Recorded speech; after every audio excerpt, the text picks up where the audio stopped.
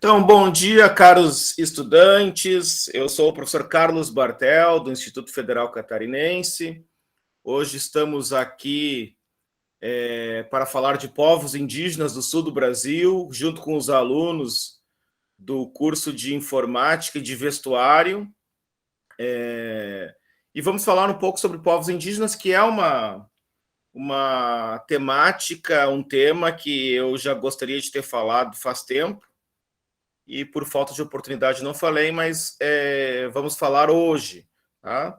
Então, o que eu vou fazer aqui? Eu vou apresentar as pesquisas que eu desenvolvo no Instituto Federal sobre povos indígenas aqui de Santa Catarina, em especial dos povos Xoclen-Laclenhô, que se localizam atualmente na terra indígena Ibirama, que fica ali a sua maior parte no município de José Boatê, e vou falar um pouco dessa história aí do passado e do presente, e principalmente como eu cheguei nesse tema. Tá? Então eu organizei um materialzinho aqui, eu organizei alguns slides para não divagar muito a respeito do tema, para seguir uma sequência lógica, e eu tenho algumas imagens para mostrar para vocês também, tá? Então, tá aí o nosso tema, povos indígenas do sul do Brasil. A gente já estudou os povos indígenas do Brasil colônia, século XVI, XVII, XVIII. Falamos um pouco dos povos indígenas ao longo do século XIX, né, principalmente aqui em Santa Catarina, com a criação da colônia Blumenau em 1850, começa a ter atritos entre povos indígenas que se localizavam aqui no território e esses imigrantes que estão vindo da Europa para cá e estão ocupando também essas terras nas quais transitavam esses indígenas. Então começa a ter muito conflito, muito choque. Então eu dividi a minha explanação em duas partes, tá? Primeira parte, vou falar um pouco de discursos de ódio e preconceitos.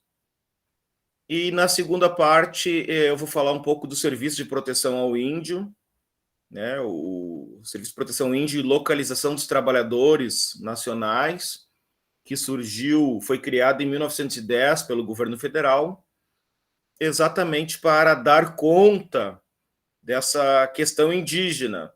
O que eu entendo como questão indígena? A questão indígena se refere a tudo aquilo que tem a ver com os povos indígenas, tá? A violência, a questão da terra, questão da saúde, da educação indígena, da história, da cultura. Então, isso, quando a gente fala questão indígena, a gente está apontando para esse horizonte bastante vasto de temas relacionados aos povos indígenas do Brasil. E vou falar um pouco da pacificação e da integração desses grupos na sociedade brasileira. Tá? Então, vamos começar aqui a nossa abordagem, que vai ser, como eu disse, analisar a história dos povos indígenas do Brasil a partir de um caso, em especial o caso dos índios Xoclen, tá? Ou dos povos indígenas Xoclen, atualmente localizados na terra indígena Ibirama. Por que eu comecei a estudar povos indígenas? Bom, eu estudo imigração, processos de imigração e colonização para o sul do Brasil. Então, ao longo das minhas pesquisas, começou a aparecer nas fontes a questão dos povos indígenas. Então, eu tive que me debruçar para entender melhor essa história. E como eu estou estudando imigrações para Santa Catarina, tá? Estou estudando aqui as imigrações alemãs, imigração suíça, já pesquisei essas imigrações recentes aqui de haitianos, imigrações de italianos. Então, nessas do século XIX, início do século XX, apareciam nas fontes os indígenas. Tá? E a outra questão que me motivou a pesquisar esse tema foi o desconhecimento que a população local tem acerca desses assuntos, que é isso que eu vou falar para vocês aqui. Por quê? Porque já se pesquisou muito sobre povos indígenas em Santa Catarina, os Xoclen aqui se pesquisou muito, mas é um conhecimento que, apesar de ter muita pesquisa, se tem pouco conhecimento, ou seja, esse conhecimento ele não foi difundido, publicizado, compartilhado. Ele se restringe a meia dúzia de especialistas. Tá? Então, isso se relaciona também com a questão de educação. E aí, essa falta de conhecimento dessa história, desses povos, né, os povos originários, ela conduz ao preconceito, tá? À ignorância no sentido do desconhecimento. E qual é a importância dessa temática? A importância de estudar os povos indígenas é estudar a própria história do Brasil. E existe um ramo da história aí que é a história indígena. Só que a gente tem que ter a noção que história indígena faz parte da história do Brasil, não é uma história à parte. Tá? Então, quando eu estou estudando história indígena, eu estou estudando história do Brasil. Então, é conhecer a própria história do Brasil, é uma educação, conhecer essa história é uma educação mais aprofundada, porque eu compreendendo esses povos, eu consigo compreender muitas coisas que acontecem no país, e, de certa forma, é uma educação voltada para o combate à intolerância, combate ao preconceito, combate ao racismo e combate ao desconhecimento. Tá? Então, aqui é a importância de estudar esses assuntos. Eu compartilhei com vocês 2 artigos, espero que tenham lido, que eu produzi em decorrência dessas pesquisas aí. Um que eu vou falar aqui, o primeiro, aliás, fala dos conflitos, né, ou dos confrontos entre os imigrantes e os povos indígenas, e do preconceito que existe até hoje em relação a esses povos. E o outro fala um pouco da história da criação do Serviço de Proteção ao Índio aqui na nossa região e como essa história tem sido contada, porque há muitos mitos, muitas fantasias aí, né? Os grandes feitos, os grandes heróis, que não condizem com a perspectiva histórica. Tá? Quero indicar para vocês alguns livros aqui específicos sobre esse tema e livros que eu utilizei nessas pesquisas e nessa aula. Então, o primeiro deles os 2 primeiros ali são de um pesquisador, um antropólogo, já falecido, aqui da Universidade Federal de Santa Catarina, o Silvio Coelho dos Santos, que é a maior referência sobre essa temática Xoclen. Ele editou em 1987 esse livro Índios e Brancos no Sul do Brasil, tá? Que é decorrente da tese de doutorado dele. E depois um outro livro, entre tantas publicações desse autor, que é os Índios Xoclen, né? Memória fotográfica ali, do qual eu tirei muitas imagens que eu vou mostrar para vocês depois aqui. Tá? Tem também um outro livro ali decorrente de uma tese de doutorado, que é A Ferrovia e o Botoque, da Luísa Tombini, que é uma referência na área também. E tem dois textos aqui, 2 livros aqui que se encontram na nossa biblioteca ali. Um, inclusive, é do nosso colega do Instituto Federal do Campus Camboriú, do Ivan Carlos Serpa, Os Índios Xoclen em Santa Catarina, tá? Que é um livrinho curto que vale a pena a leitura.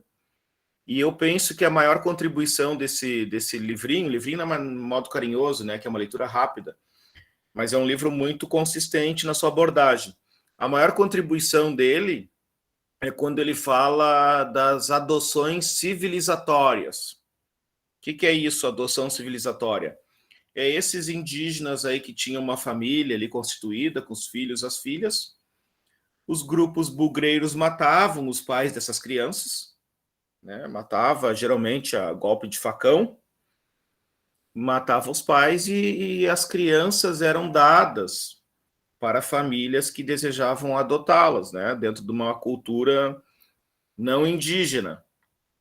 E esse livro ele mostra como essas crianças elas foram desenvolvendo vários traumas ao longo da sua vida e foram passando esses traumas aí devido à violência que sofreram, né? Imagina, perder os pais de modo brutal, assim, assassinados, e depois ser arrancadas da sua família, da sua cultura e ser lançado num outro contexto totalmente diferente.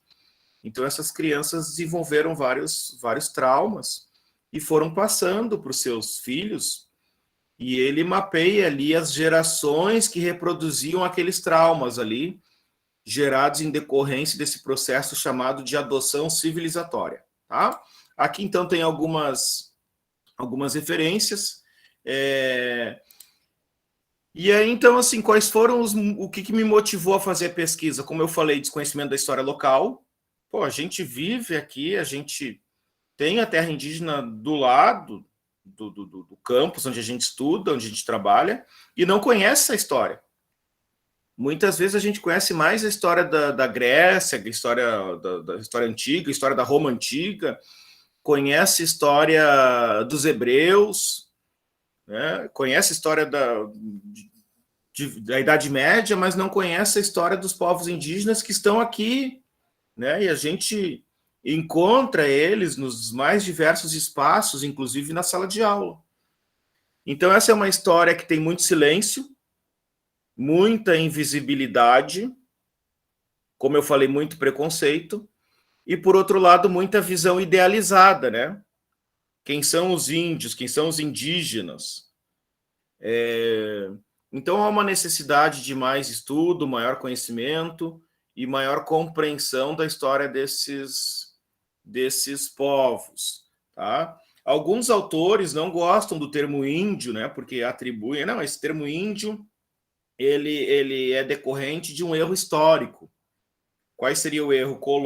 Cristóvão Colombo, quando chega nas Américas, ele acha que chegou nas Índias, e aí ele chama esses habitantes de índios porque eles viviam nas Índias. Tá? Então, alguns autores não gostam desse termo porque ele é extremamente genérico. Então, eles preferem povos indígenas ou povos originários. Tá? Outros autores já, não, é um termo consagrado, a gente entende, né? Então não tem problema usar. Então a gente também tem que entender essa perspectiva aqui, né?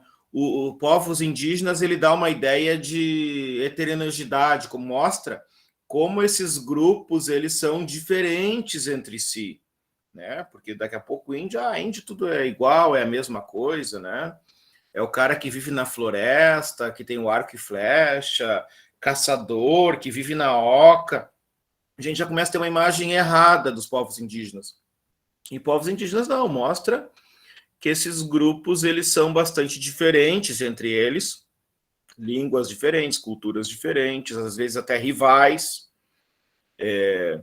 Tem um livro que eu estou lendo agora, que eu vou recomendar para vocês depois, inclusive já pedi para a nossa biblioteca, que é esse aqui, Decolonialismo Indígena, do Álvaro de Azevedo Gonzaga, que um outro momento eu vou falar sobre o decolonialismo, tá? Decolonialidade, que é diferente da descolonização. Mas o Álvaro, ele diz o seguinte, ali, que ele levou um grupo de estudantes de jornalismo numa terra indígena, e aí os estudantes ficaram muito decepcionados, porque chegaram lá e o cacique atendeu eles com camisa social e calça social e de sapato. E eles esperavam alguém de cocar, de arco e flecha, pintado, né? Esperavam ver um índio lá do século XVI. E apareceu uma pessoa bem vestida, tranquila ali. Eu sou o cacique aí do agrupamento. Então, vamos seguir adiante aqui. Bom, eu comecei a perceber assim, Ibirama, nome indígena, né? Olha como reconhece essa história. E comecei a identificar os traços da presença indígena na cidade. Só que quando eu ia estudar essa questão indígena, ela não correspondia àquilo que é representado na cidade. Como assim? Bom, os grupos Xocleng, que transitavam aqui em Santa Catarina, né, que tinham esse território, eram grupos nômades e seminômades, que eles migravam aqui numa região que a gente pode pensar que ia desde Porto Alegre, no Rio Grande do Sul, até São Paulo. Tá? Eles transitavam por aí em busca de alimentos. Então, ali é caça, né? E eles vinham para essa região aqui porque ela era rica em pinheirais. Então, eles vinham buscar o pinhão aqui. Na época do pinhão, eles vinham para cá e se alimentavam do pinhão. Claro que além do pinhão, né? Caça, capivara, anta, outros animais, frutos silvestres, mas principalmente o pinhão. E esses grupos Xocleng, eles são de origem G, tá? É o grupo Macro G. Tem dois grandes troncos indígenas do Brasil, tem os Macro G e tem os Tupi-Guarani. Eles são Macro G, né? Descendentes aí tem relação de parentesco com os índios aimorés, com os goitacazes, eles são chamados genericamente de botocudos. Tá? Então, os botocudos, no século XIX, olharem documentos, eles vão se referir a eles como os índios botocudos, porque por causa do botoque, esse enfeite, esse adereço que eles têm aqui nos lábios. E aí é o seguinte, o nome Ibirama é um nome indígena, só que é um nome de origem tupi-guarani, não tem nada a ver com o Xocleng. Tá? Então, foi a campanha de nacionalização, tinha que se nacionalizar os nomes estrangeiros. A cidade se chamava Cidade de Amônia, e aí, como tinha que abrasileirar isso, então aqui tem índio, vamos botar o nome indígena, né? Para dizer que a gente tem uma boa relação com os indígenas. Mas colocaram um nome que não tem nada a ver com esses povos, tá? Terra da fartura, né? Se a gente for... Ibirama significa terra da fartura. E os indígenas aparecem ali. Por exemplo, na praça ali, uma das praças centrais, do lado do Correio, tem a Praça do Imigrante, né? Ou Praça José Deck. E ali aparece a figura do indígena. E a figura do indígena em pé de igualdade. Aqui, ó, de um lado, num pilar consta aqui a imagem do imigrante, e no outro consta ali um casal indígena. Olha, os indígenas estão em uma situação de igualdade com os imigrantes, né? Então tem uma relação de simetria aí. Claro que se a gente for ver outras representações, vai ter uma perspectiva evolucionista. Num outro monumento aparece o índio agachadinho, né? Sabe aquela imagem do macaco ali que vai se humanizando, né? Que também não condiz com a perspectiva histórica, mas é o macaco que vai ficando em pé e até que tem o homem Homo sapiens, né? O sapiens sapiens. E ali não. Ali tem o indígena cocado, né? Que representaria o selvagem. E aí vem o lavrador, o industrial, o empresário. Então tem uma perspectiva evolucionista. Então eu fui percebendo que essas imagens, essas representações dos indígenas, elas não condiziam com a história. E já vou mostrar mais para vocês. Aqui é a Praça José Deck, né? Tá ali o busto do José Deck. Quem foi o José Deck? Ele foi um dos primeiros diretores da Sociedade Colonizadora Hanseática, que é a sociedade que colonizou essas terras aqui, que se encontram hoje nos municípios de Presidente Getúlio, Ibirama, José Boatê, Dona Ema Vitimarsum. Tá? Então ele era o diretor, ele foi muitos anos diretor, inclusive a Dona Ema era a esposa do José Deck. Tá? E o José Deck, depois a gente vai ver ali, ele escreveu um livro aqui sobre o interior de Blumenau, porque essas terras pertenciam a Blumenau. E nesse livro, que ele lançou em 1917, ele dedica um capítulo à questão indígena. Tá? Então, vale a pena a leitura. Então, sobre essa história local aqui, em 1897, a Sociedade Colonizadora Hanseática, da qual o José Deck era um dos diretores, que tinha sede na cidade de Hamburgo, fundou uma de suas últimas colônias, a colônia Amônia, né, que é essa região aqui, Ibirama, Presidente Getúlio, José Boatê. E essa colônia ela foi fundada em cima, né, ou em terras de povos indígenas. Então, 2 povos transitavam por aqui. Um que eu já falei, que eram os povos Xocleng, e o outro era os Caigangue, tá? Que são, de certa forma, têm um parentesco com os Xocleng, que são também do grupo Macro-G, mas tem uma relação de rivalidade com os Xocleng, tá? Ou tinha, né? Tinha uma relação de rivalidade porque eles transitavam pelo mesmo território. Enquanto os Xocleng são conhecidos como os botocudos, os Caigangue são conhecidos como coroados, por causa do corte de cabelo que lembra uma coroa. Tá chegando ali mais gente. Bom dia, Juan. Seja bem-vindo. Vamos lá, então. Tem os 2 povos aqui que estão nessa região. Tá? E ocupam essa região aqui, transitam por essa região há milhares de anos. Aqui eu trouxe um mapa da colônia Amônia, tá? Não sei se vocês estão conseguindo enxergar, mas a Amônia fica aqui, onde estou colocando a seta. Esse mapa aqui era quando o município era chamado de Amônia ainda, né? Então, essa região toda aqui, né, mais escura, pertence ao território, a Blumenau, pertence a Blumenau, tá ali, ó. No mapa tá Santa Catarina, tá aqui. Isso aqui é o Alto Vale do Itajaí, interior de Blumenau, tá? Que hoje são municípios, aí vários municípios.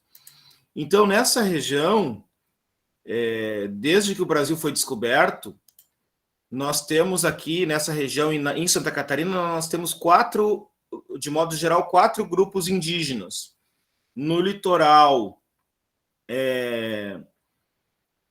essa parte amarela aqui, ela era ocupada por indígenas carijó, tanto é que tem relatos aí de navegadores que chegaram aqui no início do século XVI e entram em contato com esses carijós. Muitos são escravizados, porque eles eram um povo muito pacífico, então era fácil de escravizar esses indígenas carijós, né, que são de origem guarani. Nessa faixa verde aqui, tá, que vai pegar parte do Alto Vale do Itajaí, é o que nos interessa. Aqui transitavam os Xocleng, tá, os botocudos, né, iam até São Paulo, passavam pelo Paraná ali e até o Rio Grande do Sul, mas aqui se localizava na região do Vale, muito em função do Pinhão. E no meio oeste, no oeste, nós temos povos Caigangue, tá? Olha aqui os Caigangues, né, que a gente encontra muitos Caigangues nas rodoviárias, vendendo cesto, vendendo cerâmica, tá? E ali esses pontinhos pretos são povos guaranis, tá? Que inclusive tem terras indígenas aqui na região de Chapecó, tem o famoso Índio Condá ali naquela região, né? São ali de origem Caigangue e Guarani, e aqui o nosso caso são os Xocleng. Tá? Então, só para a gente ter uma visão, isso aqui a partir do século XVI, e até antes mesmo da descoberta do Brasil, esse é o cenário que nós temos. Bom, aí, 1850 se funda Blumenau, 51 Joinville, começa um processo de imigração da Europa para cá. A maioria desses imigrantes são lavradores, são trabalhadores rurais, trabalhadores do campo, e eles vêm para o Brasil em função da terra, em função do trabalho. E eles vão começar a ocupar essas terras, e aí nós teremos 2 grupos aqui. Teremos esses povos indígenas e esses imigrantes. Tá? Os imigrantes também é um grupo heterogêneo, tem imigrante suíço, tem imigrante italiano, tem imigrante belga, tem imigrante russo, tá? Tem muito imigrante aqui, diferentes línguas, diferentes culturas. Mas, de modo geral, são europeus que entram em contato com esses povos indígenas. Eles tinham uma ideia de vazio geográfico, que é uma ideia que não se sustenta, porque não vazio demográfico, porque havia ocupação humana aqui, tá? Aí o Rua pergunta ali, russos? Sim, nós temos os russos, inclusive aqui no município de Vitimarsum, eles são oriundos lá da região lá da Polônia, da Rússia, e trazem para cá a religião menonita. Tá? Eles são russos aqui, os menonitas de Vitimarsum. Tá? Em Presidente Getúlio, inclusive, tem uma igreja menonita que fica na frente da igreja Bola de Neve. Tá? Mas vamos seguir adiante aqui. Os colonos alemães, então, eles trazem uma cultura baseada no trabalho. Tá? E aí eles vão estabelecer ali fronteiras étnicas, fronteiras culturais. Então, o alemão ele vai ser o símbolo do trabalho, o símbolo da ordem, do progresso. Né? Chegamos aí, era só mato, e hoje tem casa, tem estrada, tem lavoura, tem a criação de gado. Tá? E eles vão trazer a ideia de civilização, que essa ideia é uma ideia europeia de longa data, lá desde o iluminismo do século XVIII, que os europeus vão utilizar essa ideia de civilização para dominar territórios no continente africano. Tá? Então, os europeus estão levando a civilização. Né? Então, o custo dessa civilização é a dominação dos territórios. Por quê? Porque ali na África existem os selvagens que vão ser civilizados com a cultura europeia, que é a cultura mais elaborada segundo a visão desses europeus. Né? E nós estamos no século XIX, o século das teorias raciais. Existe toda uma hierarquia baseada no racismo. Tá? Isso aqui é considerado na época científico. Então, o branco seria o melhor tipo de ser humano, seria o branco. Seria o mais inteligente, o mais culto, o mais organizado, né? E os outros todos seriam ser humanos em vias de civilização. Na base estariam os povos negros, que seriam os mais selvagens, e também os indígenas. Então, a gente tem que ter essa perspectiva aqui. Por quê? Porque os indígenas, então, eles vão ser vistos como selvagens. Eles não têm cidades, eles não têm o trabalho, né? Porque é outra visão de trabalho. Então, não tem trabalho, não tem indústria. Então, eles não têm trabalho por quê? Porque eles não gostam de trabalhar, eles são preguiçosos, eles não têm nem lugar fixo, são desordeiros, é o símbolo do atraso. Então, a gente já criou aqui uma dicotomia. Enquanto o imigrante é o símbolo da civilização, da ordem, do progresso, o indígena, segundo a visão desses imigrantes, desses colonizadores, seria exatamente o contrário de tudo isso. Tá bom? E para a gente ter uma ideia, essa representação de povo ordeiro e trabalhador, ela está muito presente na cultura aqui da região. É uma cultura imigrante. Então, a gente vai na festa do leite, em Presidente Getúlio, aqui no município de Presidente Getúlio, e lá tem uma faixa lá, povo ordeiro e trabalhador, né? Quando dá enchente aqui na região, o que o povo fala? Não, deu enchente, mas dali a 2, 3 dias já está funcionando até melhor aquelas lojas que foram afetadas, aquelas empresas, né?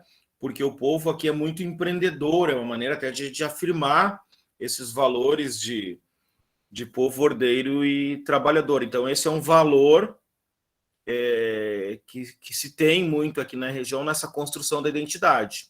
Mas, por sua vez, o indígena é visto exatamente como o contrário dessa moeda. Tá?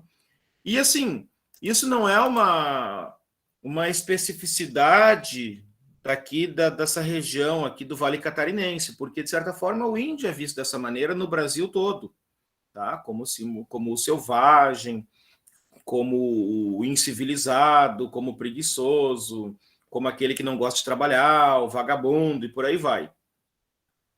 Então, assim,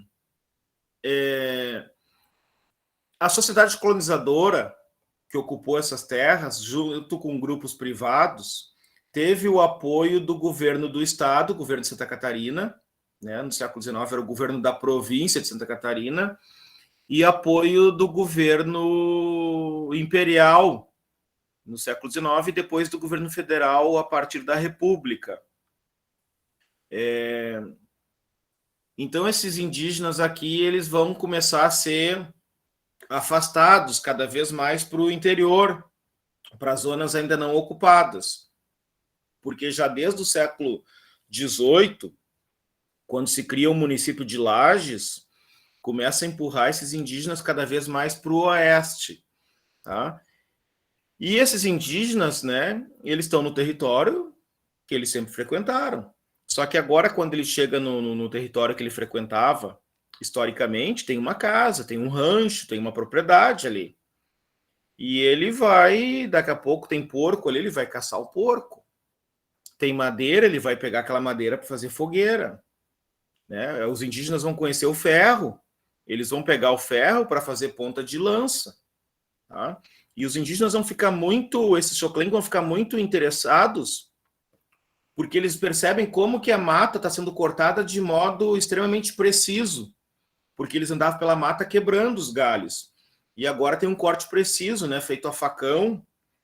Então eles vão começar a conhecer esses objetos de metais e vão aderir ao ferro para fazer objetos também, que são muito mais potentes do que a pedra que eles utilizavam. Tá? Então, como eles vão estar, de certa forma, invadindo essas propriedades, né? Vai ser considerado uma invasão e praticando assaltos, eles vão ser chamados de bandidos, né? E às vezes vai ter confronto entre colonos indígenas e vai ter morte. E esses colonos vão morrer, e isso vai ser muito noticiado nos jornais da época. Até tem uma dissertação de mestrado que é Mostraram-se os bugres, o título da dissertação, que mostra assim, quando morria um colono, isso rendia dias de notícia em jornal, em assunto na comunidade. Quando morria 1, 5, 10 indígenas, isso nem era falado. Então, essa dissertação mostra como era desproporcional as notícias, tá? E, obviamente, que morreram muito mais indígenas, né, do que colonos, tá? Isso aí é fato. Nós vamos ver por que morreram mais indígenas do que colonos. E, claro que, assim, mas todos os colonos eram contrários aos indígenas. Muitos eram contrários por uma necessidade, né? Eles vieram da Europa para cá, eram pobres, não tinham para onde ir, tinham que ficar aqui. E aí eles se defendiam como podiam, né? E essa defesa muitas vezes consistia em até matar os indígenas. Se organizavam grupos e matavam os povos indígenas. Mas havia colonos também, né, ou imigrantes, que defendiam os povos indígenas, né, que eram seres humanos, tinham que ser respeitados em sua humanidade, que era um crime que se fazia ao matar esses indígenas, né? E muitas vezes se matava os indígenas até por uma visão distorcida. São animais, né? A gente tem que matar. E outra coisa, no Brasil se teve uma ideia que ela vinha lá do período colonial, que havia 2 tipos de indígenas. Havia aqueles grupos que eram assimiláveis, que tu poderia cristianizar, torná-los cristãos, tu poderia integrá-los na sociedade nacional, e havia aqueles inassimiláveis, que eram os selvagens, tá? E esses aí não tinha jeito, né? Esses aí tinha que exterminar. E aí se tem a ideia de guerra justa, é algo que vai estar muito na perspectiva aí do século XIX, a guerra justa, né? Se não tem como integrar esses índios, a gente tem que dar um jeito de outra maneira, tá? Fiquem à vontade, caso queiram fazer perguntas e tudo. Bom, então, no século XIX ocorriam conflitos entre esses colonos, majoritariamente colonos de origem alemã, e para fazer essa defesa dos colonos, para os colonos poderem trabalhar, foram criados grupos, milícias, para, entre aspas, afugentar, espantar esses indígenas. Tá? Esses grupos, né, para afugentar indígenas, esses grupos, eles são chamados de bugreiros. Por quê? Porque os índios também são chamados os bugres, tá? Isso é uma maneira genérica e depreciativa, né? Bugrada aí, os bugres, né? Então tem esses grupos de bugreiros que eles vão fazer a defesa dos territórios ocupados pelos colonos e vão prestar serviço tanto ao governo provincial, aqui ao governo do estado, como ao governo imperial, depois o governo da União e à própria sociedade colonizadora. E esses grupos eles vão proteger os territórios, mas eles vão entrar a mata dentro para caçar índios. Né? Então, na realidade, eles vão matar esses indígenas. Então, muitos desses bugreiros, eles relatam, né? Olha, a gente entrava lá, dava alguns, ficava de tocaia quando tinha algum aldeamento indígena, matava alguns com tiro e depois terminava de matá-los a facão, né? Então, cortar um corpo humano é como cortar uma bananeira, corta macio com o facão bem afiado. Isso aí é relato dos bugreiros. Tá? E o nosso ataque geralmente se dava de manhã, quando os indígenas estavam dormindo, a gente atacava o aldeamento, pegava eles dormindo, não dava tempo de eles reagirem, até porque esses Xokleng eram povos guerreiros, né? E muitas vezes faziam as festas, faziam os rituais deles com bebida alcoólica e dormiam, né? Estavam ali dormindo e eram atacados pelos bugreiros que matavam principalmente os homens, né? Mas também as mulheres. E as crianças, quando não eram mortas, elas eram adotadas, conforme eu falei aqui, tá? E assim, essas mulheres, elas eram expostas muitas vezes nas colônias para a população ver ali os selvagens que foram arrancados das matas, né? Então as mulheres iam lá, eram expostas ali em cima de uma carroça ou em praça pública para a população ver aqueles, né, entre aspas, aqueles animais que foram capturados ali, tá? Então assim, é uma história de violência, né? E é, de certa forma, uma violência histórica se a gente pensar na continuidade. Tá? Esses indígenas, eles tinham uma imunidade que desconhecia muitas doenças trazidas pelos europeus. Então, o indígena pegava uma gripe e morria. E esses grupos Xokleng, como eles estavam ainda isolados do contato com os brancos, né? Não que eles não conhecessem, eles conheciam já os europeus, os brancos, já há muito tempo, e conheciam os malefícios que esses brancos trouxeram, então eles não faziam o contato.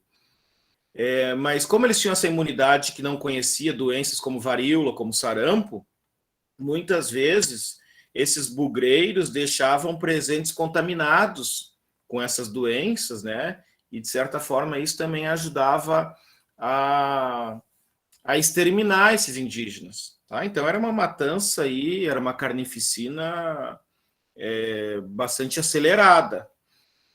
Tanto é que em 1908 esse genocídio, né, essa mortandade a um grupo étnico, a um grupo cultural, a um grupo humano, ela foi denunciada na Europa no encontro de americanistas. E isso causou uma repercussão muito grande, tanto dentro quanto fora do Brasil. E a partir desse caso aqui, né, não apenas desse de Santa Catarina, mas principalmente a partir desse genocídio cometido contra esses povos indígenas, o governo federal resolveu criar o Serviço de Proteção ao Índio, tá? O famoso SPI, que hoje a gente pode entender como sendo a FUNAI. Tá? Na época, quando foi criado em 1910, ele era chamado de Serviço de Proteção aos Índios e Localização dos Trabalhadores Nacionais. Então, a gente já vai pensando aqui que a palavra trabalhadores, o índio é visto como uma mão de obra. E essa instituição federal, ela ficou a cargo do Exército Brasileiro, nas mãos do Marechal Cândido Rondon, tá? Que ele instalava linhas de telégrafo no interior do Brasil, no Mato Grosso, nessas regiões todas. Então ele ficou responsável, ele já tinha feito muitos contatos com povos indígenas, e ele ficou responsável pela implantação do Serviço de Proteção ao Índio. Então nós teremos muitos militares do Exército encarregados de fazer aquilo que vai se chamar de pacificação, tá? Tanto é que aqui tem o agente do SPI em Ibirama, né, que é conhecido como pacificador, está enterrado no cemitério municipal, o Eduardo de Lima e Silva Roeram, tá, o pacificador, porque essa é uma ideia que o Serviço de Proteção ao Índio tem. Vamos pacificar a situação, vamos proteger os indígenas para eles não serem mortos, mas também vamos acalmar aqui os conflitos para que a ocupação das terras seja feita com tranquilidade, para garantir a ocupação dessas terras, tá? E o Serviço de Proteção ao Índio, ele tem uma visão positivista, uma visão científica da época, não uma visão religiosa, porque até então, quem era responsável pela integração desses indígenas era a Igreja Católica. A gente não pode esquecer das missões, aí, em especial as missões jesuíticas, né? Processo de cristianização desses indígenas. E agora o SPI, não, esse plano religioso não deu certo, então a gente não quer saber de religião. A gente quer transformar o índio num membro da sociedade nacional, no indivíduo da sociedade nacional. Então, essa condição de indígena seria transitória. O cara não vai deixar de ser índio para ser um brasileiro, vamos chamar assim. Tá? E aí o seguinte, aqui em Santa Catarina, nessa região, começou alguns movimentos do Serviço de Proteção ao Índio. Tem essa figura aí que nós vamos falar logo, que é o Eduardo de Lima e Silva Roeram, que ele nasceu em 1896, no Rio de Janeiro, em Petrópolis. Ele era filho de uma sobrinha do Duque de Caxias, né, herói do Exército Brasileiro, da Guerra do Paraguai, né? Então aqui ele já vai ter uma auréola que vai agradar muito o Exército. Olha, tem uma relação de parentesco com o Duque de Caxias. Tanto é que o nome da terra indígena aqui, da reserva, na época, vai ser Reserva Indígena Duque de Caxias. Né? Depois que vai mudar para a terra indígena Ibirama, mas o nome da reserva é Duque de Caxias. Posto indígena Duque de Caxias. Então se começa toda uma movimentação. E esse Eduardo, ele muito jovem, ele vem para Santa Catarina, né? Ele tem, de certa forma, um espírito aventureiro, e ele é fotógrafo. Talvez o fato dele ser fotógrafo que tenha tantas fotos desses contatos, aí eu vou mostrar algumas para vocês daqui a pouco. Ele é fotógrafo. Como aquelas pessoas que eram encarregadas pelo posto, né, que é criado aqui às margens do Rio Plate, é criado um posto de atração para atrair os indígenas. Ali eles tocam o hino do Brasil num gramofone, eles colocam roupas, colocam alimentos, colocam ferramentas para os indígenas para atrair, né? Por isso o nome posto de atração. E vinha falhando esses contatos aí, e os encarregados iam sendo substituídos. O Serviço de Proteção ao Índio tinha um lema que era matar jamais, morrer se preciso for. Tá? Esse era o lema do SPI.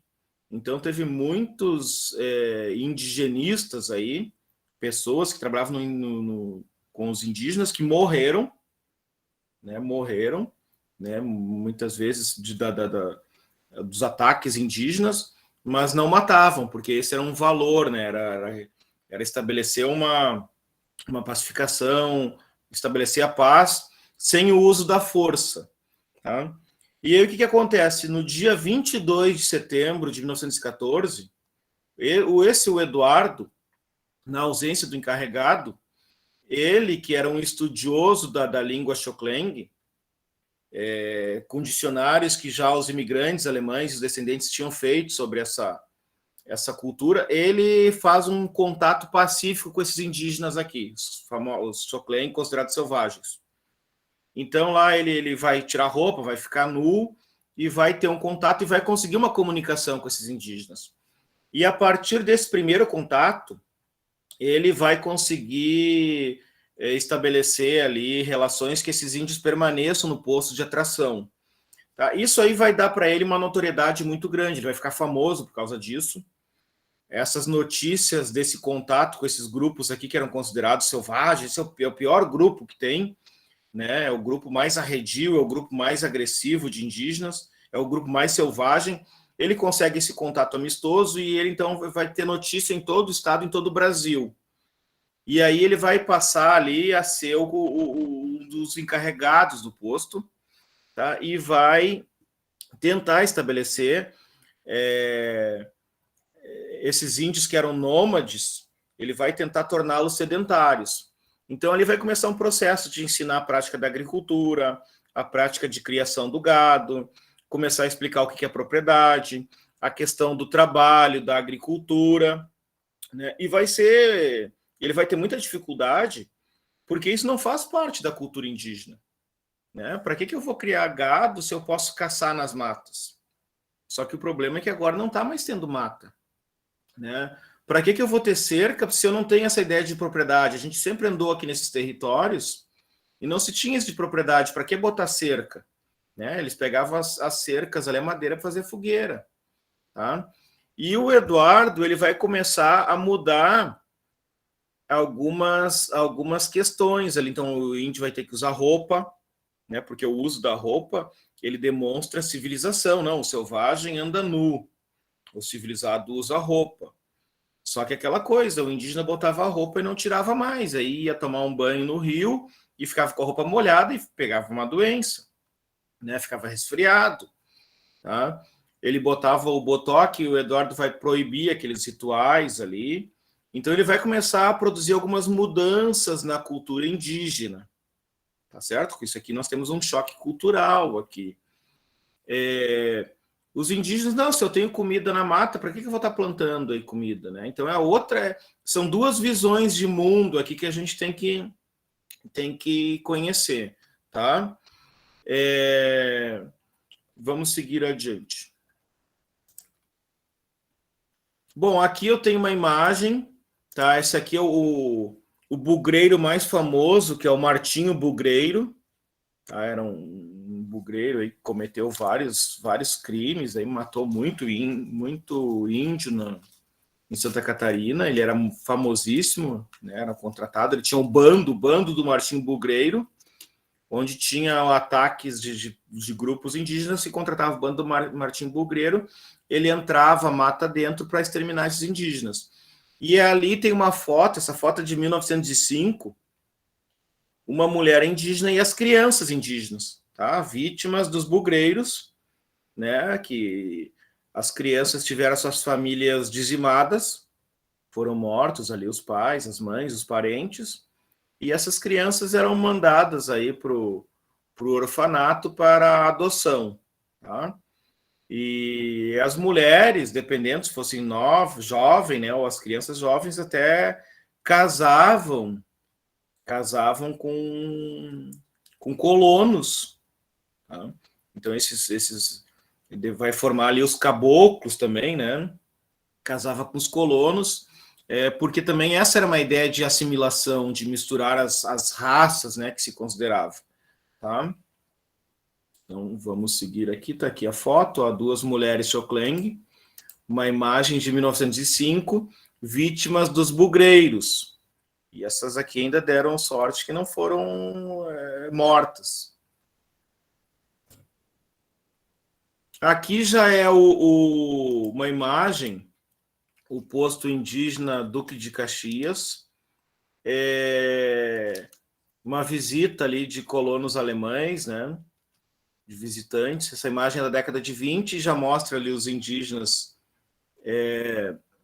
Xokleng, os guerreiros, e ao fundo ali o gado, que eles criavam gado. Tá? Então, começa esse processo em 1923, 1920 e poucos, a Igreja Católica ela vai tentar um processo ali de cristianização dos índios, mas o Serviço de Proteção ao Índio não vê com bons olhos isso, então não se tem essa parceria entre Igreja Católica e Serviço de Proteção ao Índio. Tá? Bom, então deixa eu falar um pouco agora do passado e do presente, para a gente concluir essa primeira parte. O passado, em 1856, João José Coutinho, presidente da província de Santa Catarina, né, no caso, governador do estado, abordou a questão indígena afirmando estar convicto que somente procedimentos drásticos conseguiriam remediar esse mal, pois os bárbaros, que não poupavam mulheres nem crianças, só se ocupavam em roubar e assaltar os colonos em emboscadas. Tá? Os indígenas só sabem assaltar e atacar os colonos. Por isso, nunca poderiam ser tratados com bondade e condescendência. Isso apenas os encorajaria em seu barbarismo, com grande prejuízo para a civilização. Assim, mais fácil seria arrancar os selvagens à força das florestas e colocá-los em lugar de onde não possam escapar. Desta maneira, os agricultores se veriam livres desses assassinos e pelo menos dos filhos desses bárbaros faríamos cidadãos úteis. Eu vendo esses documentos do século XIX, eu vi o seguinte, como que os indígenas eram chamados, né? Selvagens, bárbaros, assassinos, preguiçosos, inúteis, tá? Uma série de adjetivos ali que eram classificados esses povos indígenas. Para minha surpresa, presente, esses mesmos adjetivos usados lá no século XIX são ainda hoje usados por muitas pessoas para se referir aos indígenas. Né? Então, por exemplo, aqui, ó, o Jornal de Blumenau, de 30 de maio de 2017, publicou em sua página do Facebook a notícia com a seguinte manchete: Exército e Polícia Federal podem intervir para liberar a barragem de José Boatê. A barragem havia sido ocupada por indígenas que desejavam o cumprimento de acordos para solucionar os problemas causados pela obra. Né? Então, os comentários feitos nessa notícia no Facebook contribuem para reforçar a persistência de um passado histórico que irrompe, né, que aparece nas mínimas situações. Então, olha aqui algumas frases que eu selecionei, deixa eu ver aqui, algumas frases que eu selecionei para mostrar como é que os índios são vistos hoje, em 2021. Uma frase aqui: está na hora do governo tomar as rédeas com esta cambada de vagabundos. Trocaram toda a madeira por cachaça e sempre querem mais. Isso aqui é uma frase de um cidadão ali nas redes sociais. A outra frase: tem que dar uns tapas nesses índios vadios e tirar eles de lá. Outra frase: sempre falo, índio só dá prejuízo ao país. Ô racinha de lixo. Outra frase aqui: lugar de índio é no mato, em ocas e não em barragem. Mais uma: o exército tem que ir lá e botar esses vagabundos para correr. Outra frase aqui se referindo aos indígenas: esses vagabundos já deveriam ter sido expulsos de lá há muito tempo. Mais uma frase: que índios? Faz tempo que não existe mais índios. Desde quando o índio tem carro financiado e anda com iPhone? Né? E igual a esses aqui são só alguns exemplos que eu peguei para retratar como o índio para mostrar como o índio é retratado hoje no século XXI. Bom, aí nós temos uma série de problemas, né? Uma série de problemas. Por quê? Porque muitos desses cidadãos ali que estão destilando seu ódio, sua raiva, seu ressentimento, eles fazem isso porque eles não conhecem a história indígena e não sabem quem são os índios. Para eles, os índios são aqueles do século XVI, que viviam em oca, que tinham arco e flecha, que viviam nas matas. Né? Se não tem aquela representação do indígena das matas, não é mais índio. Como assim? O alemão que deixa de tomar chopp, esse não é mais alemão, deixa de tomar chopp. O cidadão que é de origem alemã, que não sabe falar o dialeto alemão, esse não é mais alemão, como se a gente não vê dessa maneira. né, ou de origem alemã, muitos aqui são de origem alemã, se apresentam assim, mesmo tendo pouco vínculo, né, com a cultura, ou melhor, na realidade essa cultura ela mudou, porque a cultura é algo em movimento. Tá? Então o indígena, ele não é aquele do século XIX. O indígena tem carro, o indígena quer ir para a universidade, que nem vocês, o indígena trabalha, o indígena bebe cachaça, o indígena é vegano, o indígena usa roupas, tá? Fala o português. Quer dizer, por que, que a gente tem esse preconceito, esse desconhecimento? O indígena é só aquele lá que vive nu, seminu nas matas lá e é o bonzinho, porque essa é outra visão também, né? O índio ingênuo, o índio inocente, né? Tem muitos indígenas aqui que são evangélicos, por que não? Deixou de ser índio? Não. Tá? Mas aí é questão, eu como professor fico pensando, o que fez a escola? Porque essas pessoas aqui passaram todas pela escola. Que a escola não conseguiu desconstruir essa visão aqui. Claro que tem muito racismo aqui no meio, muito discurso de ódio, mas tem muita ignorância no sentido do desconhecimento. O que fez a escola? Se a escola fica comemorando o dia do índio, com pinta o índiozinho, bota a pena, faz o cocar, ela não está contribuindo para a gente entender essa questão aqui. E olha só ali, por que o indígena de iPhone deixa de ser indígena? Se isso é uma característica, se é um grupo étnico, se é uma cultura deles. Então a gente tem que ver o indígena como ser humano, tá? E não como alguém congelado no tempo, né, que não existe mais. Os indígenas estão aí. Né? Eu vejo muito claramente nas rodoviárias vendendo cesto de palha, aí, vendendo artesanato. Já tive alunos indígenas, então eles estão aí. Agora, olha só a questão aqui do desconhecimento da população. Os indígenas ganharam terra, quer dizer, eles estão aqui muito antes dos europeus chegarem aqui, e agora eles ganharam terra, né? Quer dizer, ganharam terra. Tá? Então, aí para eu montar essa aula, eu fui lá assistir, fui lá ver nas redes sociais, então eu convido a vocês que façam essa pesquisa. Entrem nas redes sociais e vejam como a população se refere aos indígenas. Aí eu fui nas redes sociais e vi para ver como é que está hoje, 2021, essa questão. E é o mesmo quadro, o mesmo cenário, tá? Aí tem aqui uma notícia do Jornal Diário do Alto Vale. Protesto, né? Indígenas bloqueiam novamente a BR-470 em Ibirama, tá? Tá aqui, indígenas bloqueiam novamente a BR-470 em Ibirama. Né? Protesto foi para apoiar os Xoklengs, que estão em Brasília aguardando o julgamento sobre a demarcação de terras indígenas que está previsto para esta quarta-feira. Tá? Essa notícia aqui é do dia 29 de junho de 2021. Aí eu não coloquei a imagem das pessoas aqui porque não estou interessado em fazer julgamento moral das pessoas que estão falando nas redes sociais. Tá? Eu quero entender por que essa visão tão distorcida da questão indígena. Então, olha ali, ó, trabalhar que é bom nada. Né? Então, aqui é aquela visão lá do índio preguiçoso. Essa cambada destrói barragens, destrói o meio ambiente. Podiam fazer isso lá em Brasília, e uns ali acharam engraçado isso.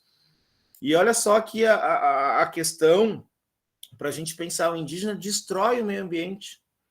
Quer dizer, os povos indígenas vivem aí há milhares e milhares e milhares de anos, e se a gente for ver onde existe terra indígena hoje, existe área de preservação, e aí um cidadão lá na rede social diz que eles destroem o meio ambiente. Estacionaram sua Hilux na beira da BR, conferiram o horário da manifestação no iPhone, que ganharam da FUNAI, e foram atrapalhar aqueles que fazem o que eles não gostam, que é trabalhar.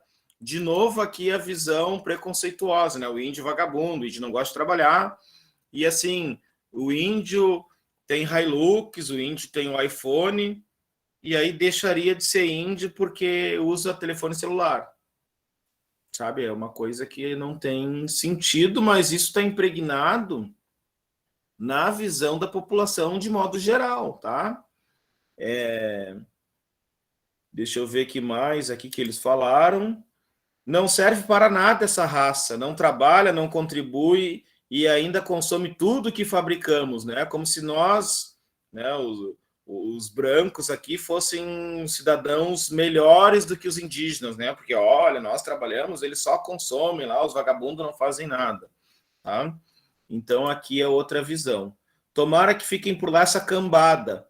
Aí eu comecei a ver que tanto no 2017, quando eu pesquisei, 2016, e agora, como apareceu essa palavra cambada, né, para se referir aos índios. Aí eu fui no dicionário e vi exatamente o que significa.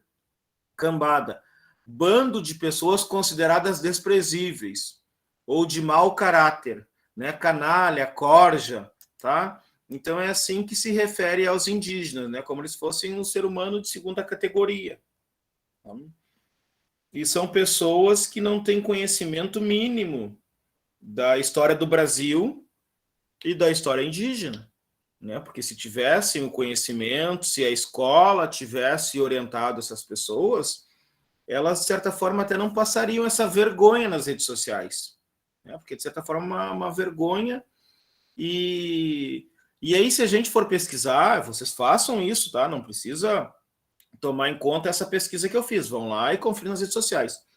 Se a gente for ver, muitas dessas pessoas que estão ali esbravejando, discurso de ódio, com raiva de tudo, raiva da vida, raiva dos indígenas, com discursos racistas, vai lá nas redes sociais dessas pessoas e elas são religiosas, católicos, evangélicos, espíritas, né? São religiosas, postando lá publicaçãozinha de amor, não sei o quê, e aí vai ali. Ou seja, nem a escola ajudou na formação dessas pessoas e nem a religião. Porque se vai na igreja, seja ela qual for, tá? Não estou preocupado aqui com nenhuma religião em especial, mas se vai numa igreja, né? Eu imagino que as igrejas são algo para o bem da população, que pregam amor, que pregam tolerância, que pregam paz. Se vai na igreja, que é para ser um espaço saudável, e depois na rede social faz exatamente o contrário, eu pergunto o que está servindo a igreja para a vida daquela pessoa. Tá? Ou seja, nem a escola serviu para nada, né? E nem a igreja está servindo para nada. Tá? Mas aqui é só uma reflexão minha, e aí vocês podem fazer a pesquisa por conta de vocês e chegarem às suas próprias conclusões. Ó, aqui outro jornal, né? Esse do dia 23 de junho desse ano, que é o mesmo tom, então eu não vou estar falando muito aqui, vocês podem conferir, né? Só pode estar protestando para pedir emprego, né? É bem provável que são petistas, né? Aqui já é outro preconceito partidário. Vão trabalhar vagabundo, né? Arrumar serviço para esses vagabundos, os idiotas, né?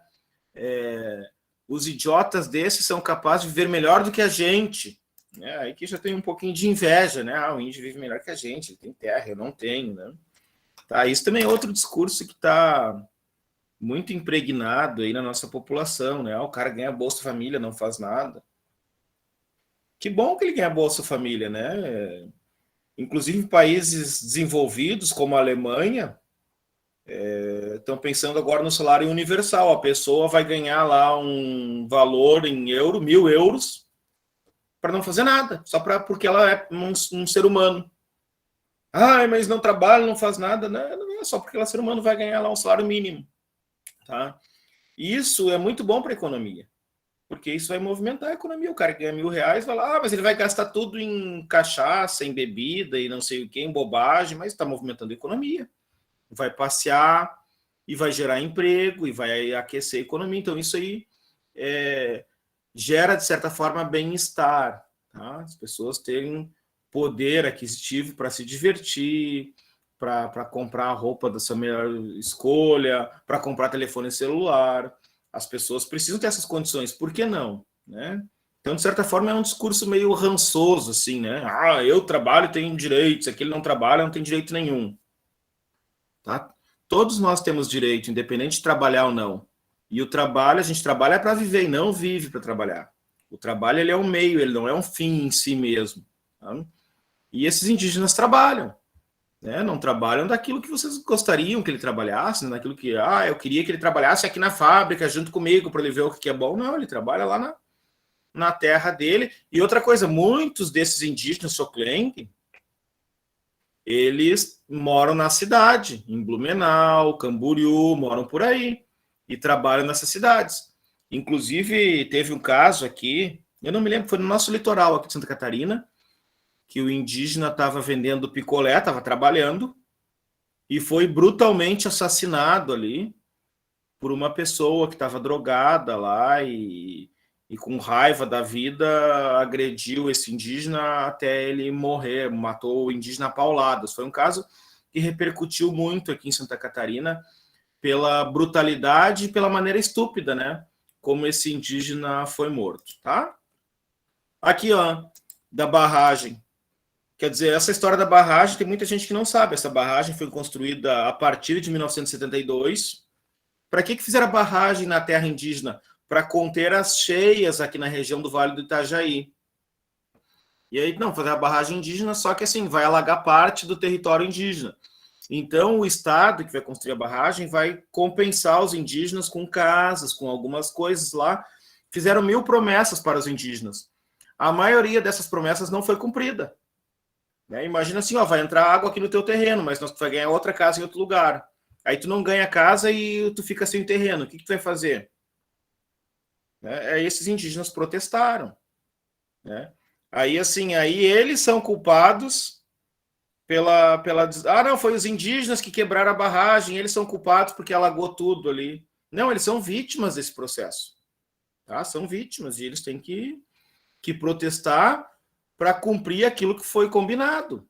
Né? Por que combinaram se não vão cumprir?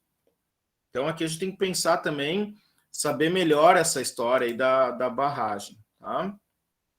Então, assim, o que a gente pode pensar a respeito disso tudo que eu falei? Há uma continuidade histórica, né, dos preconceitos do século XIX, que existem até hoje, século XX, mais de um século já se passou, e o preconceito continua da mesma maneira. Tá? E a história dos Xoklengue aqui, por um lado, foi silenciada, invisibilizada.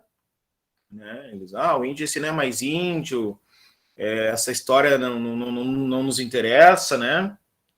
E, de certa forma, também foi idealizada. São índios, vivem lá na reserva, ninguém sabe bem quem é que são, mas vivem lá. Isso exige mais estudo sobre a história desses povos, tá? Que é o que a gente está fazendo aqui. Claro que aqui nós estamos só levantando uma pontinha dessa história. Jamais a gente teria a pretensão de esgotar o assunto, porque é uma história muito rica em detalhes e, como eu disse, já foi muito estudada, mas é pouco conhecida, né? Agora a gente tem que pensar assim, o que faz a escola? Ela reproduz estereótipos? Né? Tem que mostrar o índio, né? Até eu sugiro aos professores, a gente tem um curso de educação aqui, pós-graduação, que façam o dia do índio, né? Antigamente, antes da chegada dos colonizadores, o Brasil tinha 365 dias do índio. Hoje só tem um dia do índio, né? Mas que façam um dia do índio mostrando o índio de terno, mostrando o índio de carro, mostrando o índio de iPhone, mostrando o índio veraneando na praia. Não é bom ir para a praia veranear? E os índios, por que não podem fazer isso? Né? Vão deixar de ser indígenas? Vão deixar sua cultura? Claro que não. Tá? Então, é isso que a gente tem que pensar, não seguir pelos estereótipos. Agora, já encaminhando a segunda parte, a nossa conclusão, eu vou falar rapidamente sobre o Serviço de Proteção ao Índio, já falei muita coisa, e a pacificação e a integração, né? Porque, como eu disse, o Serviço de Proteção ao Índio via o indígena como uma identidade temporária, né? Ele deixaria de ser indígena para se tornar um cidadão brasileiro integrado à sociedade nacional e seria integrado através do trabalho. Só que o que eu acho importante aqui é a gente saber como essa história tem sido contada aqui na nossa região, porque existem diferentes grupos que contam essa história. Tá? Então, vamos lá. Aqui já uma foto de 1926, tá? O Eduardo de Lima e Silva Roeran, chamado pelos indígenas de catangara, né? Catangara é um tipo de madeira muito forte que serve para fazer instrumentos de madeira, como o tacape, por exemplo, tá? Para fazer flecha, para fazer arco, é uma madeira bem resistente. Então está aqui um agrupamento Xocleng, está ali o cacique Canhen, o Eduardo de Lima e Silva Roeran, né? Aqui na foto, no cantinho, e a esposa dele, a dona Francisca dos Anjos, que nós vamos falar um pouco aqui também, porque quando a gente fala da história indígena, a gente fala pouco das mulheres indígenas, a gente sempre fala dos homens, né? O cacique, os guerreiros, e se fala pouco das mulheres. Tem uma colega aí, a Paula Sampaio, que ela tem se debruçado muito sobre essa temática. Eu até quero ver se eu convido ela para falar desses dois temas aí, povos indígenas e mulheres, né? E mulheres indígenas, tá? Então, o Eduardo, ele casou com a dona Francisca dos Anjos, conhecida como Dona Fanny, que essa aí é uma história à parte, eu vou falar rapidamente dela aqui. Tá? Então, aqui são os índios já na terra indígena, no posto Duque de Caxias. Então, eu procurei analisar a história do Eduardo e do SPI, dos dois juntos, né? Durante a primeira metade do século XX, que esse é o nosso recorte temporal aqui. Na região do Alto Vale do Itajaí, que é onde se localiza a terra indígena, e eu tinha como objetivo compreender a atuação e o propósito tanto do Eduardo, que veio bem jovem para cá, e ficou 40 anos à frente da terra indígena ali, ele ficou de 1914, 1912, né, mais de 40 anos, 1912 até 1954. Então ele ficou mais de 40 anos na terra indígena, então ele conhecia muito da cultura Xocleng, ele produziu muito material, né? Quer dizer, ele escreveu pouco, mas ele tinha muito relatório, muitas cartas.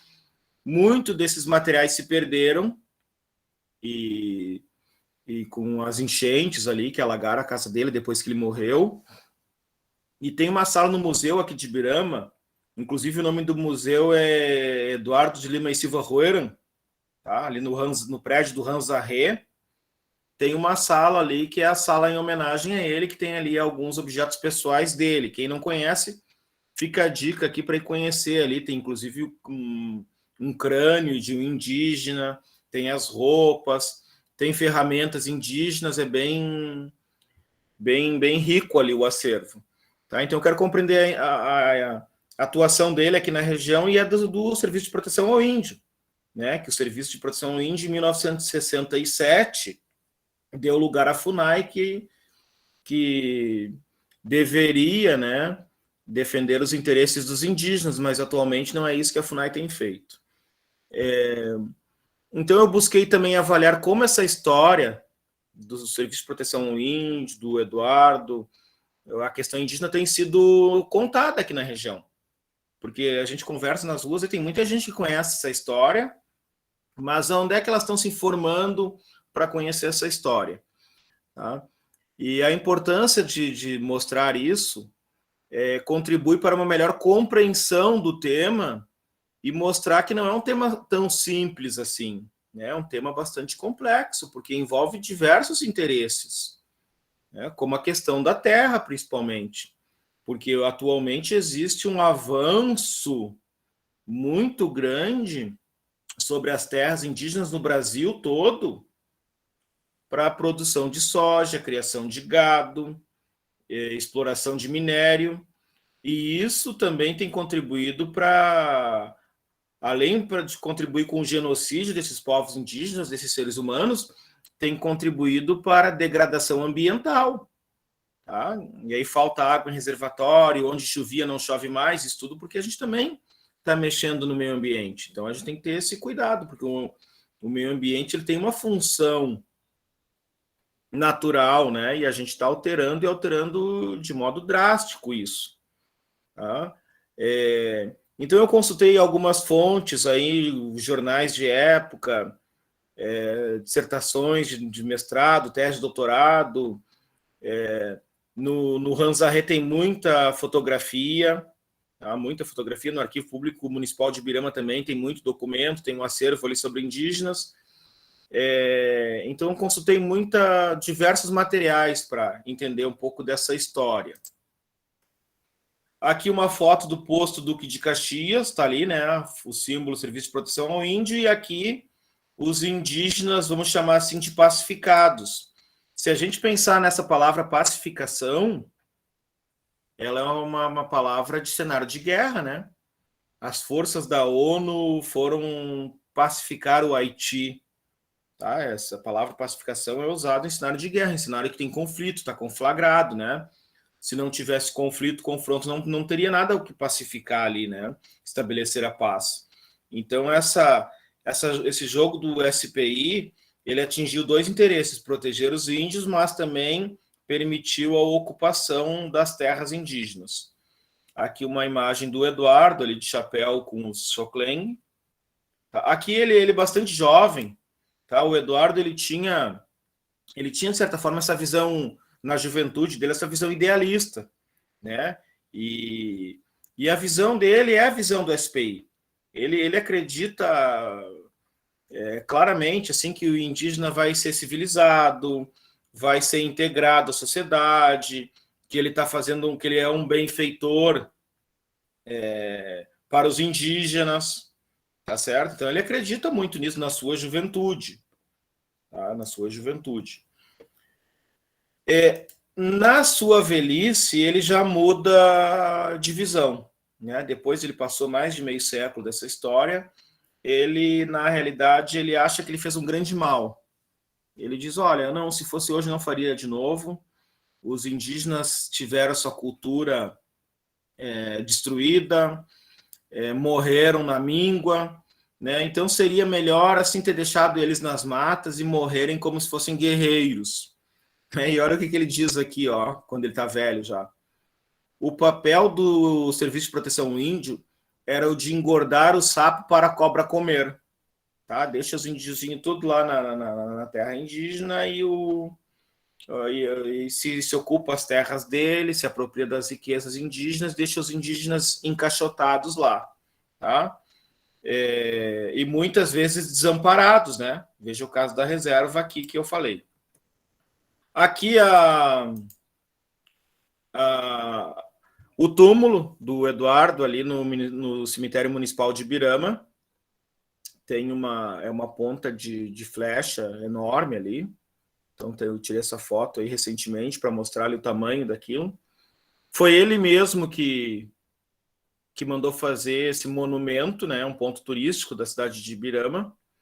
Ele mesmo que mandou fazer, preocupado já em preservar a sua memória. E ali na lápide não diz nada, assim, não tem o nome dele, não tem quando ele nasceu, não tem quando ele morreu, tá? Só tem essa informação aqui.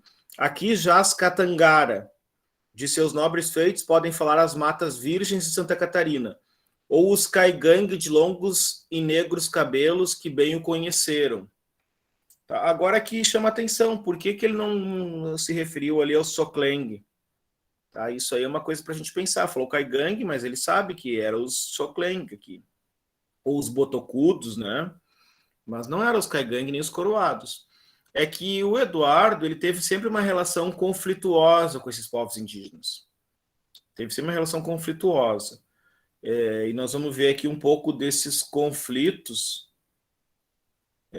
Bom, mas antes, só para vocês terem uma ideia, ó, em 1910 circulou um panfleto em Blumenau dizendo o seguinte: em terreno blumenauense não queremos aldeamento indígena. Tá? Que já se tinha ideia de fazer um aldeamento desses povos indígenas aqui, e a população local se manifestou contra. Não, esses indígenas são muito complicados, até hoje se fala isso. Aí eu já falei para vocês, né, o contato com os indígenas se deu ali na margem do rio Platte. Tá? Então, o SPI ajudou na ocupação das terras, evitando os conflitos, e conforme eu disse, a visão do Eduardo era a visão ideológica do SPI, que desejava ver o índio e também o negro como um futuro branco dissolvido pela amalgamação racial e pela assimilação na comunidade nacional. Tá? Amalgamação racial e assimilação na comunidade nacional.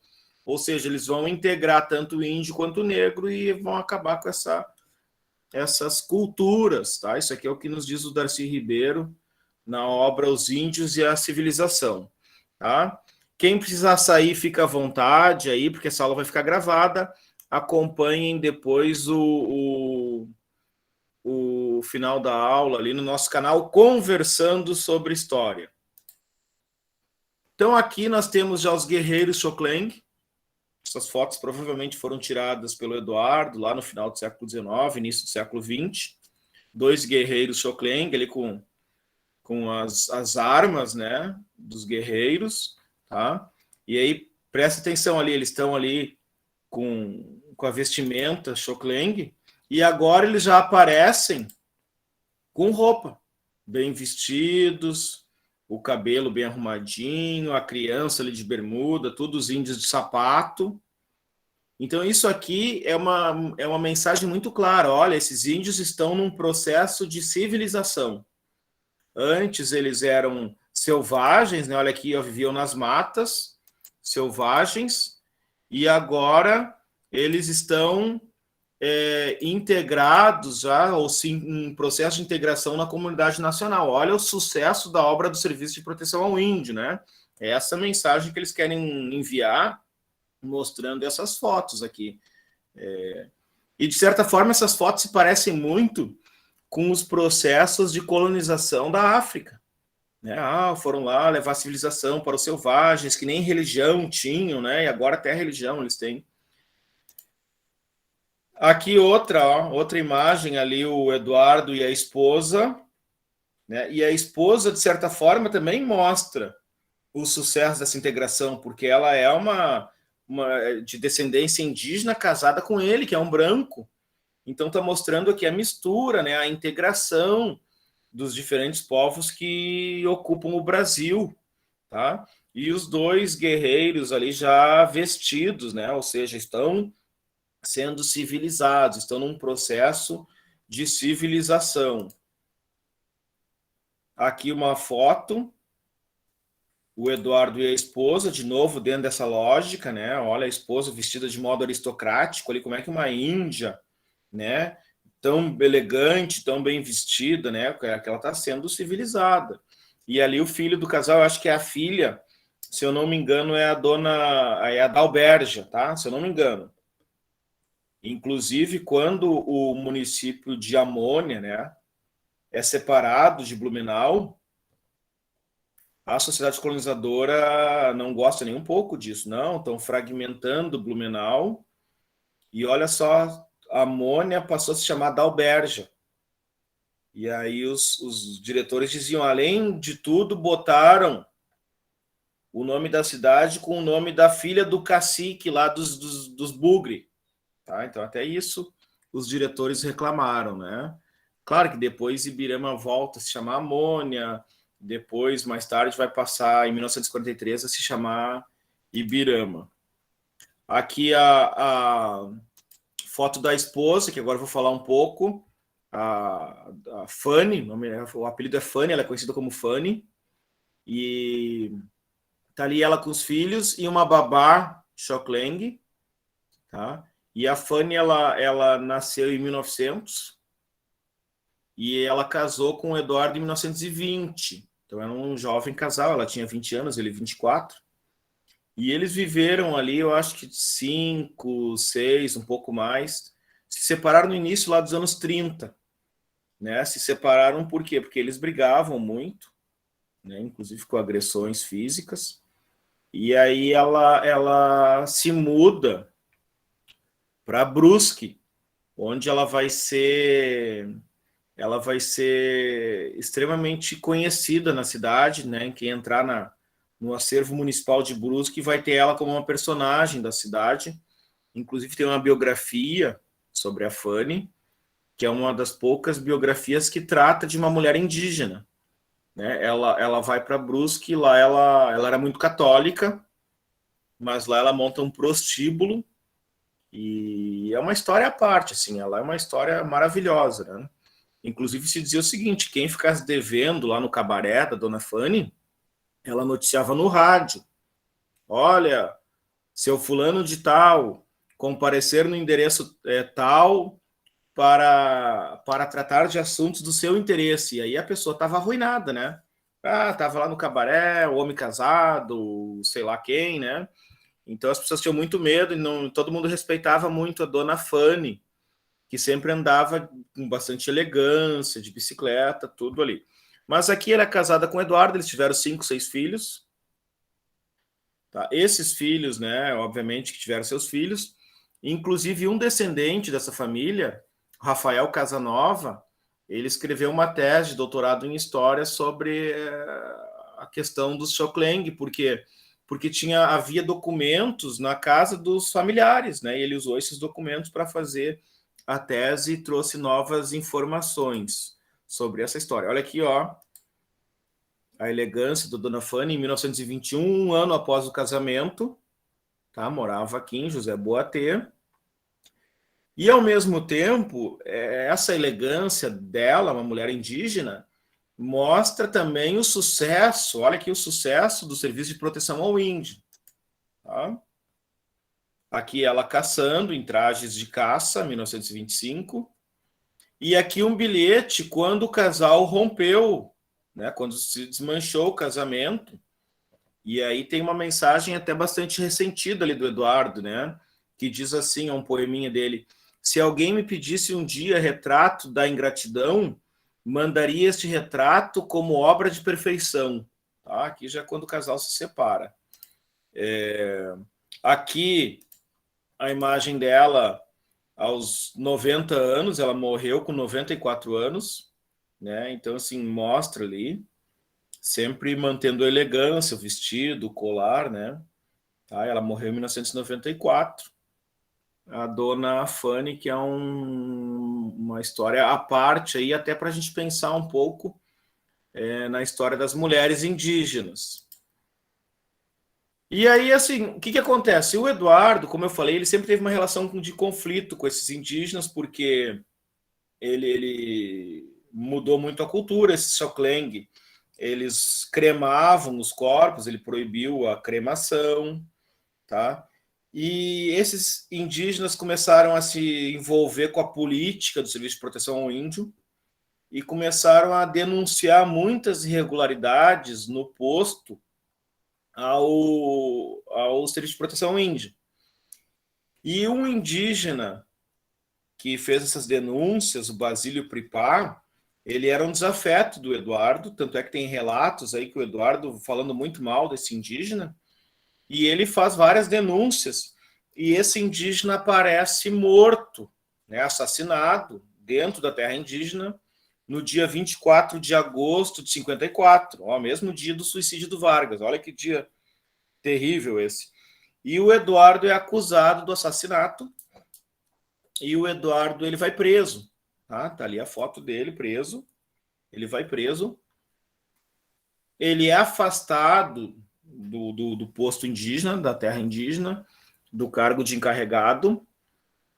E depois ele é solto, né? Ele é inocentado, mas ele já tinha perdido a apostadoria, o salário, ele vive de modo muito precário. E ele se retira, sabe? Ele fica que nem um eremita, ele se retira da vida pública e ele se isola, ele não gosta de receber as pessoas. Tanto é que o Silvio Coelho dos Santos, que é um antropólogo que vai estudar o Xocleng na década de 60, conversa com o Eduardo, né? O Eduardo é muito reticente para dar entrevista, ele não quer falar com ninguém, ele se mostra uma pessoa muito amargurada, se ele pudesse fazer de novo, faria diferente, sabe? Então, que agora é o contrário.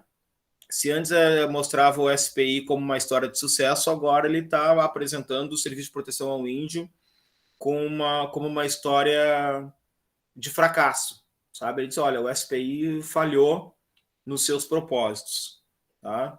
Então, isso aí não deveria ter sido feito, não deveria ter pacificado os indígenas, isso aí é um pecado muito grande. Na realidade, a gente contribuiu para destruir a cultura indígena, tá? Então, aqui é a história dele, né? E aí, assim, qual a contribuição da minha pesquisa? É como essa história tem sido contada aqui na região, tá? Quem é que conta essa história? Eu mapeei 4 grupos. De certa forma, ainda que não tenha escrito nenhum livro, nada, né? Quem conta essa história é o próprio Eduardo, a partir dos relatórios dele, a partir da memória que ele deixa, né? Quer dizer, ele deixa ali o túmulo dele é uma ponta de flecha, ou seja, ele está muito vinculado com esses indígenas, com essa história. Então, o próprio Eduardo ele começa a contar, tanto é que o Eduardo ele se autoproclamava o pacificador. Ele dizia, não, tem outros aí que tentaram pacificar os indígenas, mas quem pacificou fui eu. Quem conseguiu o contato com esses indígenas fui eu que sou o pacificador. Então, ele é o primeiro a contar essas histórias aí. E depois tem os memorialistas locais. E o primeiro memorialista é o próprio José Deck, que ele escreve uma história do interior de Blumenau e sua colonização, que ele vai dedicar um capítulo à questão indígena. Mas outros, o pastor Paul Aldinger, escreveu muitos artigos, muitas notícias para jornais falando dessa história. Mas esses memorialistas locais aqui, né, que preservam a memória do local, eles sempre tratam o Eduardo muito como herói, né? Tanto é que tem a alcunha, o pacificador, ele foi um herói, os grandes feitos, é uma história muito bonita, né? Os grandes feitos, os indígenas selvagens que viviam nas matas, sabe? É quase que um romance do século XIX.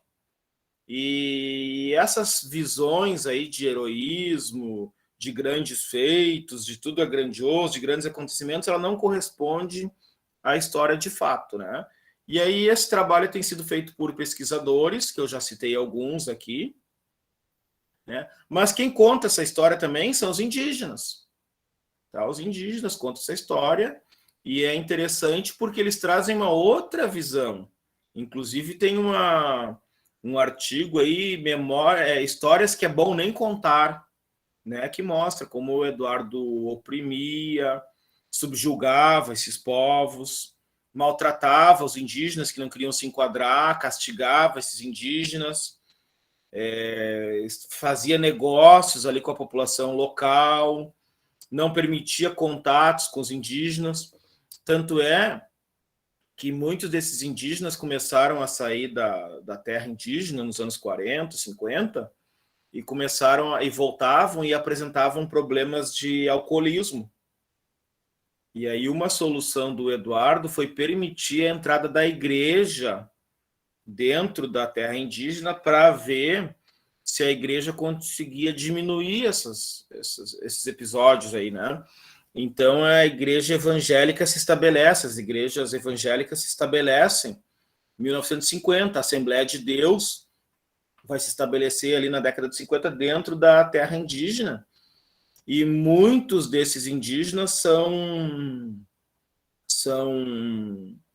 evangélicos até os dias de hoje, né? Tem muitas igrejas evangélicas lá dentro da terra, né?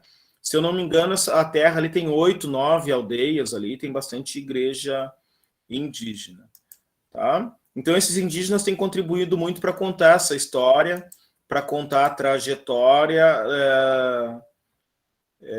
do seu próprio povo, da sua própria memória. Tá? Então, para nós terminarmos aqui, e vocês perceberam que aqui é uma história para a gente pensar um pouco várias questões, né? E é uma história que eu tenho chamado de história indígena para não indígenas, para a gente tentar compreender um pouco esses processos aí. A história dos povos Xocleng não pode ser idealizada, a gente não pode ver o índio a partir de mitos, né? O índiozinho da mata, o bom selvagem, os apeninhas são pessoas como nós, não pode ser transformada numa literatura também, né? Os grandes feitos, né? Na terra da fartura, não, é uma história de violências, né? E muitos daqueles que se apropriaram das terras indígenas agora também querem se apropriar da sua história. Então a gente tem que ter cuidado, né? Porque muitas vezes são assuntos também delicados para se tocar. As pessoas não gostam que falem disso, né? Dessas história mais crítica, vamos dizer assim, tá? E aqui eu estou montando uma cronologia, ainda que a história não se limite à cronologia, ela é importante para nos situar, né? 1910 a criação do serviço, 1914 a pacificação aqui feita pelo sertanista, né? Sertanistas são aqueles homens que iam para o sertão. O Eduardo não era militar do exército, mas ele tinha parentesco com o Duque de Caxias, né? 23 a Igreja Católica tenta converter esses indígenas. Década de 50 a Assembleia de Deus se estabelece ali. Em 72 começa a barragem, a construção, que só vai ser concluída em 92 e deixa uma série de problemas dentro das terras indígenas. E agora, em 2021, a gente vive um outro problema, que é o marco temporal, né? A Camille ali falando que meu biso contava a mesma versão dos indígenas. Isso, tem muita gente que conhece bem essa história, Camille. E se vocês conversarem com os avós aí, com as pessoas mais velhas, elas conhecem bem essa história e elas vão trazer diferentes versões, tá? Diferentes versões aí. Tem gente que vai dizer que o Eduardo era um super-herói, tem gente que vai dizer que ele era um vilão, né? Então, assim, é um marco temporal. Não sei se vocês estão acompanhando o noticiário, mas tem uma discussão agora no Supremo Tribunal Federal que é o marco temporal. O que é isso? Foi feito um projeto de lei que essas terras indígenas, os indígenas só têm direito às terras nas quais eles estavam a partir da Constituição de 88. E os povos indígenas são contrários a esse projeto de lei. Por quê? Primeiro, porque o marco temporal deveria ser o ano de 1500, quando chegaram os portugueses aqui, né? Mas, assim, tem muito indígena que foi expulso das terras, né? Se reunia lá uma milícia, uns jagunços fortemente armados, bugreiros, e afastava os indígenas das suas terras para se apropriar dessas terras. Isso aí aconteceu muito na história do Brasil. E aí e outra coisa, esse processo ao longo do século XX, né, com a famosa marcha para o oeste, com esse processo de colonização do oeste de Santa Catarina, do Paraná, e vai indo para o Mato Grosso, vai subindo lá para o norte do país, até hoje tem agressão aí de minerador, de fazendeiro, tirando índios das suas terras para ocupar essas terras, para se apossar dessas terras. E aí, se os indígenas não estavam naquelas terras em 88 porque foram violentados, foram expulsos, então eles não têm direito sobre essas terras? É isso que se coloca também nessa discussão, tá? Bom, para a gente começar a discutir essa história, essa nossa aula, mas aqui eu vou dar uma dica de alguma bibliografia para quem quiser. Mas eu quero aprofundar mais, eu quero estudar, e não só dos indígenas aqui de Santa Catarina, mas eu quero conhecer os indígenas do Brasil. Então, a obra clássica é o livro Os Índios e a Civilização, do Darcy Ribeiro. Nós temos esse livro na nossa biblioteca, e se eu não me engano, esse livro está disponível em PDF na internet, é só vocês procurarem o que vocês acham, tá? Tem Os Índios na História do Brasil, que é um livrinho de bolso, muito bom, que eu uso nas aulas do segundo ano, recomendo para vocês, nós temos na biblioteca. Tem Os Índios e o Brasil, do professor Mércio, que ele foi presidente da FUNAI, é um grande antropólogo brasileiro. Nós temos na nossa biblioteca também, ele faz um resumão da história indígena no Brasil. Tem esse livro aqui, ó, Os Direitos dos Povos Indígenas, que discute também essa questão do marco temporal, discute as várias leis aí de proteção aos índios, a questão da terra indígena, que é muito importante, questão da educação indígena, da saúde indígena, e por aí vai. Tem esse livro aqui que foi organizado, Povos Indígenas, Histórias Marginais, que foi organizado pelo professor Tiago Cavalcante, que é um especialista em história indígena da Universidade de Grande Dourados, e eu vou deixar esse livro aqui, ele é acesso gratuito Vou deixar o link ali para acesso ao livro como descrição desse vídeo, para quem quiser. São vários textos ali, abordando diferentes temáticas e mostrando essa violência, né, que caracteriza a história dos povos indígenas. E tem esse livreto aqui, né, esse livro, né, livreto no sentido carinhoso, que eu estou lendo agora, Decolonialismo Indígena, que ele é um livro curto, mas é bastante denso, porque ele desmistifica muitas dessas visões que eu falei aqui, tá? Então, assim, olha só, para vocês terem ideia, ó, deixa eu mostrar aqui para vocês os capítulos que a gente vai vendo.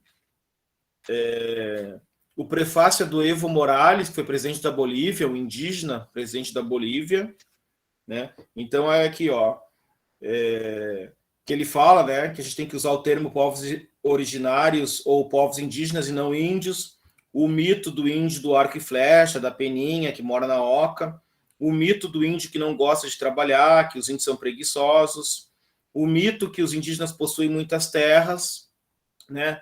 Então ele vai mostrando vários mitos aqui que a gente reproduz, né, e muito por não ter conhecimento da história indígena, tá? E aqui vou terminar, então, agradecendo vocês com uma imagem aqui de um protesto aqui em José Boatê, que aí diz assim no cartaz ali, ó, tem tanta coisa errada que nem cabe num cartaz, tá? E aí, em vez de a gente entender a situação desses povos, dessas pessoas, a gente muitas vezes procura fazer julgamento e sem ter o mínimo conhecimento da situação, e aí se começa a destilar ódio, preconceito, racismo e ignorância. Então a gente precisa compreender melhor essa história, é uma necessidade, porque compreendendo essa história, a gente compreende a história do Brasil e a nossa própria trajetória enquanto seres humanos. Quero agradecer vocês, a gente já se estendeu aí por quase 2 horas, mas é importante porque a gente tem se encontrado pouco, né? E quero deixar meu abraço a todos e todas e seguimos conversando. Um abraço do professor Carlos e até a próxima. Deixa eu terminar a nossa gravação.